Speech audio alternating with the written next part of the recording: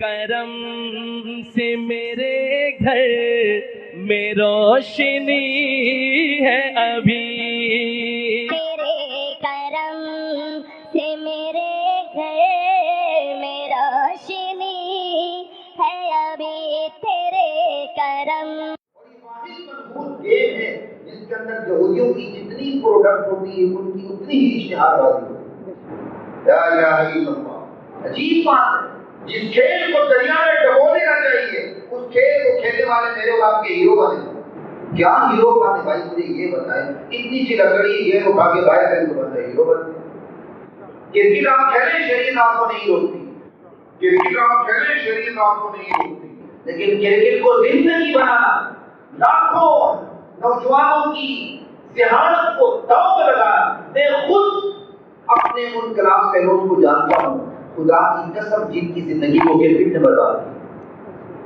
تو شریعت نے جتنی بھی چیزوں سے منع کیا ہے دراصل وہ غفلت کے مواقع ہیں، غفلت کے جتنے بھی موقع تھے شریعت نے ان کو دفن کیے۔ یاد رکھیں، آج کی امت عمل پہ اس لیے نہیں اترتی، یہ عمل کرتے ہوئے غفلت کے مواقع کو حلال سمجھتی ہے۔ ایک مشہور ایک سوشل میڈیا کا چینل ہے، میں ان کا نام نہیں لیتا، کل پرسوں پاکستان انڈیا سے جیتا ہے تو اس نے باقاعدہ اس کی حوصلہ افزائی کی۔ اگر کسی دارالفتہ کی طرف سے اس بیہودہ کھیل کی حوصلہ افزائی ہوتی تو خدا کی قسم وہ دارالفتہ حرام کام کر رہا، کوئی حلال کام نہیں کر رہا۔ شریعت تو غفلت کے مواقع کو دفن کرنے آئی ہوئی ہے، اور آج غفلت کا بدترین میدان کرکٹ اسٹیڈیم۔ تھوڑا سا صبر سے سنیں گے تو آسانی ہوگی۔ آج کے اس دور میں خصوصاً ہمارے خطے میں غفلت کا بدترین میدان کرکٹ اسٹیڈیم۔ اس وقت بھی بڑے غفلت کے میدان تھے، بڑے نبوت میں شراب، شباب، کباب، قصے کہانیوں کے ڈرامے، باقاعدہ لوڈیوں کو نچا کے ڈرامے اسٹیج ہوتے تھے، سارے کام ہوتے تھے۔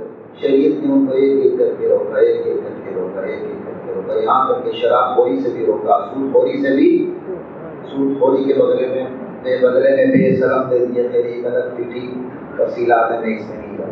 غفلت کے تمام مواقع شریعت نے دفن کر دیے اور چکندہ لینے کے تمام مواقع فراہم کر دیے، تب یہ امت عمل پہ اتری ہے۔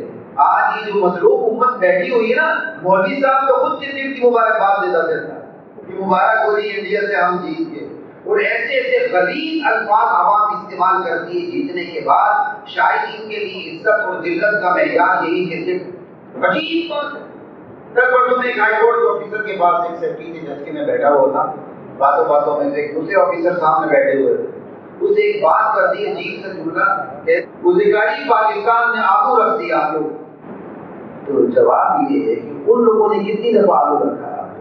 پھر یہ بھی تو دیکھو نا، اور آئندہ کوئی گارنٹی ہے کہ وہ آپ کو آلو نہ دیں؟ وہ آپ سے زیادہ آپ کو دے چکے ہیں، مر مر کے ایک دفعہ میں آلو دیے۔ شرم نہیں آتی ایسی باتیں کرتے؟ شریعت تو ایک غفلت کے واقعے کو ختم کرنے آئی۔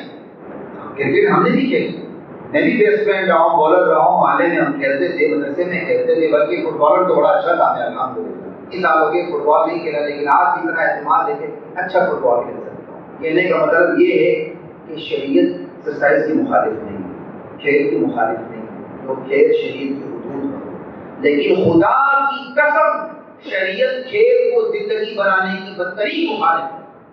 شریعت کھیل کو زندگی بنانے کی اجازت دینے کے لیے تیار ہی نہیں۔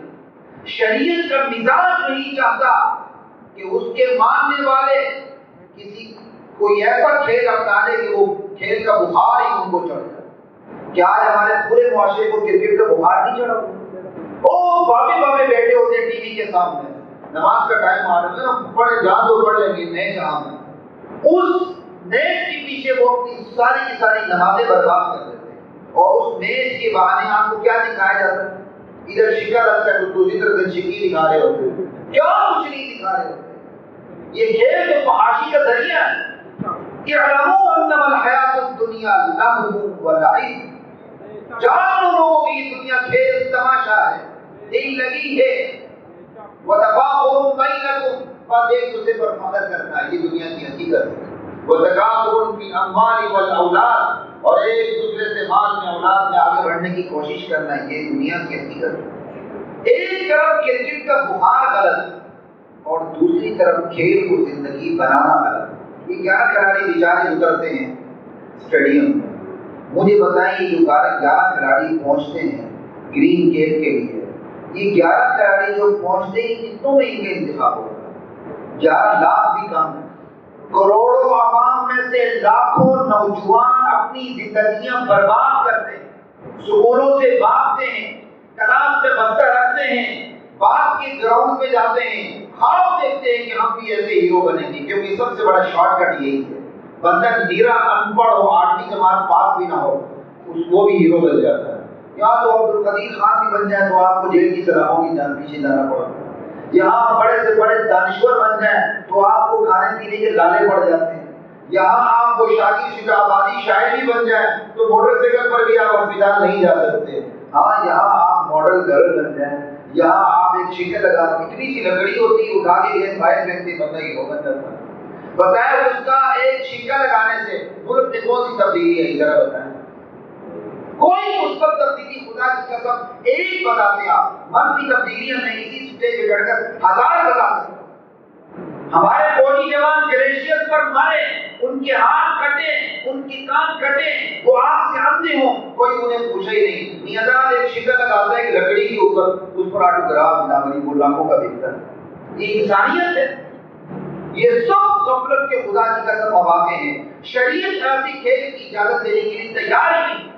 یہ لوگوں کو غلط فہمی اس لیے پیدا ہوئی کہ جب تبلیغی حضرات کی محنت سے چند کرکٹ جو ہے وہ تبلیغی بن گئے، لوگ سمجھنے لگے بس یہ ثواب کا کام شروع ہو، یہ عذاب کا کام ہے، ثواب کا کوئی کام نہیں۔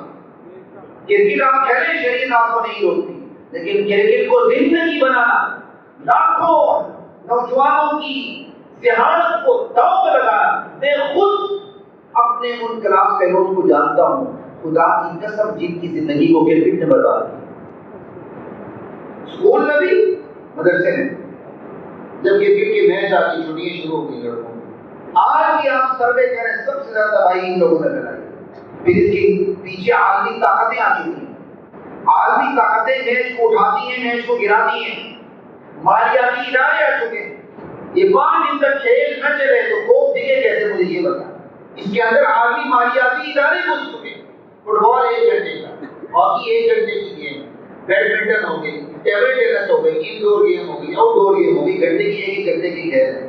یہ واحد منحوس کھیل ہے جو 5 دن تک چلتا ہے، بلکہ 6 دن تک چلتا ہے، اور پھر بھی اس کا کوئی نتیجہ نہیں نکلتا۔ اور یہ واحد منحوس گیم ہے جس کے اندر یہودیوں کی جتنی پروڈکٹ ہوتی ہے ان کی اتنی ہی اشتہار بازی ہوتی ہے۔ اگر ان تمام چیزوں کو ذہن میں رکھیں، خدا کی قسم کسی ایک دارالفتہ کی یہ ضرورت نہیں کہ وہ اس کو حلال اور جائز بنا کے پیش کرے، ورنہ میں مناظرہ نہیں، میں حضرت بدیاتی کی اسٹیج کو مباہلے کی دعوت دیتا ہوں۔ بات کرتے ہیں لا الہ الا اللہ، عجیب بات ہے۔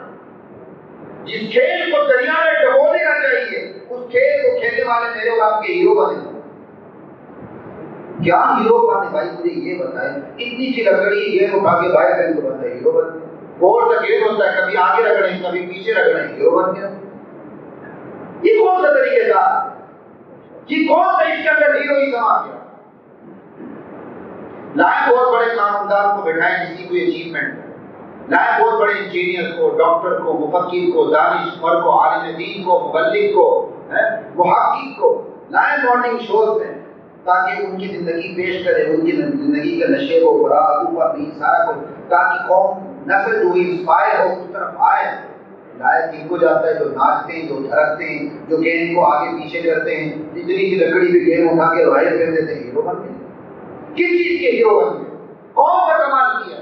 کون سی ملکی تبدیلی آئی؟ کون سی عالمی تبدیلی آئی؟ کیا ہوا؟ کیا ملا؟ سوائے وقت کے ضیاع کے، سوائے فحاشی کے، سوائے نوجوان نسل کی ذہانت کی بربادی کے۔ یہ وہ غفلت کے مواقع ہیں شریعت انہیں ختم کرنے آئی تھی۔ سیرت النبی کا مثال اللہ جلال کی قسم اس چیز کی اجازت دینے کے لیے تیار ہی، جبکہ آج ہمارے معاشرے نے کامیابی اسی چیز کو سمجھ کر رکھا ہوا ہے کہ یہی کامیابی ہے۔ آج بڑے سے بڑے محدث کو آپ بٹھا لیں، اس کے سامنے کتنا مجمع ہوگا. ایک ان پڑھ کو لا کے کسی اداکار کو، کسی فنکار کو، کسی گلوکار کو یا کسی کرکٹر کو لا کے کھڑا کر دیں، یہاں 10 مسجدیں بھی ہوں گی تو ناکافی ہو جائے گی. تو یہ قوم کتنی غلام ہے، کتنی پست سوچ رکھتی ہے. اس قوم کی تو سیفٹی نہیں ہے. سیرت النبی سے پتہ چلتا ہے غفلت کے یہ مواقع دمن کرنے پڑتے ہیں. من الناس من یشتری لہو الحدیث، ایسے بدبخت بھی ہیں جو لہو الحدیث خریدتے ہیں. وہ واللہ الغنا، اللہ کی قسم اس سے مراد ہی آلات موسیقی عبداللہ بن مسعود فرماتے ہیں سارے غفلت کے مواقع. اور دوسری طرف میں نے آپ کو کیا بتایا تھا، غفلت کے مواقع دفن کرنے دفن کیے سیرت نے، اور دوسری طرف چکنا رہنے کے جتنے جذبات ہیں وہ دھیرے دھیرے بڑھاتے چلے گئے. مسلمان معاشرے کے اندر غفلت کے مواقع دھیرے دھیرے بڑھاتا چلا جاتا ہے، اور جو چکنا رہنے کے جذبات جو چیزیں ان کو دفن کرتا رہتا ہے، وہ یہ برعکس کام کرتا ہے، اسی میں کامیابی ہے. آج غفلت کے جتنے بھی ٹول تھے میڈیا کے تھرو اتنے دنیا میں آ چکے ہیں کہ پوری امت کی جو ہماری نوجوان نسل ہے اس میں غرق ہو چکی ہے. کہتے جی کیا کریں ہمارا بچہ نماز نہیں پڑھتا، تو بھائی غفلت کے سارے مواقع تو آپ نے اپنے بچے کو خود دیے ہوئے ہیں. نبی علیہ السلام نے غفلت کے جن مواقع کو دفن کیا تھا آپ نے اپنے گھروں میں اس کو زندہ کیا ہوا ہے. نوجوان لڑکی ہوتی ہے، ٹین ایجر ہوتی ہے، اس کے ہاتھ میں موبائل ہوتا ہے، کیوں؟ ٹچ موبائل ہوتا ہے، اس کے اندر 4G 5G سب کچھ اس کے اندر ہوتا ہے. ماں باپ کو ہمت نہیں ہوتی اپنی بالغ بچی کے ہاتھ سے موبائل اٹھا کے دیکھ سکیں. وہ کہتے بچی ناراض ہو جائے گی، بچی جو مرضی کرے. ماں باپ کی اتنی ہمت نہیں کہ وہ اپنے اولاد کی صرف موبائل کی نگہبانی کر سکے. تو غفلت کے مواقع کو ہم نے خود کی. سیرت کا دوسرا سبق امت کو عمل میں اتارنا ہے. عمل میں اتارنے کے لیے سیرت نے جو طریقہ کار اختیار کیا وہ یہ ہے غفلت کے مواقع دھیرے دھیرے دفن کیے. چکنا رہنے اور تشکر کے جذبات سے لبریز رہنے کی جتنے بھی مواقع تھے، راستے تھے، وہ دھیرے دھیرے سارے کے سارے کھول کے رکھے. آپ کسی شاہ ولی اللہ کو بھی اس مدرسے میں دو حدیث سے پڑھانے بٹھا دیں، لیکن اس کے گھر کے اندر غفلت کے تمام مواقع زندہ ہوں، وہ شاہ ولی اللہ جیسا شخص بھی شاہ ولی اللہ نہیں رہے گا. ایک طالب علم اگر دورہ حدیث میں بھی ہے، آخری سال میں بھی ہے، لیکن اس کے ہاتھ میں، اس کے گھر کے اندر، اس کے ماحول میں، اس کے دوستوں میں غفلت کے مواقع زندہ ہوتے ہیں، تو باہر باہر سے وہ ولی اللہ نظر آتا ہے، بچوں بچوں پورا شیطان ہوتا ہے. یہ سب غفلت کے مواقع. سیرت نے محض عمل کی ترغیب نہیں کہ عمل کرو عمل کرو عمل کرو عمل کرو. سیرت نے عمل کر کے بتایا، غفلت کے مواقع دفن کر کے بتایا. کہتے جی کوئی بات نہیں، آج کل تو ہم کیا کریں، بڑی بری خبریں آ رہی تھی، پاکستان ایک میچ جیت گیا، ہوا کا ٹھنڈا جھونکا، بڑا ٹھنڈا جھونکا ہے جی. ہم تو کہتے ہیں اللہ کرے پاکستان ہارے ہی ہارے. غفلت کے ان تمام موقع میں جب تک یہ امت خدا کی قسم زیرو لیول پہ نہیں آتی، اس کا عمل سٹارٹ نہیں. اب بات اچھی لگے یا بری لگے، میں آپ سے تنخواہ لے کے بات نہیں کر رہا، اس لیے کھول کے بات کر رہا ہوں آپ لوگوں کے سامنے. یہ امت جب تک غفلت کے تمام مواقع میں زیرو لیول پہ نہیں آتی، عمل میں نہیں اترے، زیرو لیول پہ نہیں آتی. اس امت کو غفلت کے مواقع کے حوالے سے زیرو لیول پہ لانا پڑے گا. سیرت کا پہلا سبق اخلاص، سیرت کا دوسرا سبق عمل، اور یہ دوسرا سبق کی دراصل اخلاص ہی کی شان ہے. کیونکہ اخلاص جب بھرپور ہوتا ہے تو عمل کی صورت میں چھلکنے لگتا ہے. اخلاص نامکمل ہوتا ہے تو بندہ بے عمل رہتا ہے. اس پر اپنی زندگیوں کو لانے کی کوشش کریں. جب تک امت سیرت کے ان اسباب پہ نہیں آتی، تبدیلی کبھی نہیں آ سکتی. تبدیلی ٹی چوک سے نہیں آتی، سیرت کے اسباب سے آتی. تو سیرت کا جو تیسرا سبق ہے، اس دین کو قربانیاں دیتے دیتے دیتے آخری فرد تک پہنچانے کی کوشش کریں. نظریات پہ محنت، اعمال پہ محنت، کردار پہ محنت. تیری محفل سجی ہوئی ہے ابھی میرے سونے آقا جگہ جگہ. تیری محفل سجی ہوئی ہے ابھی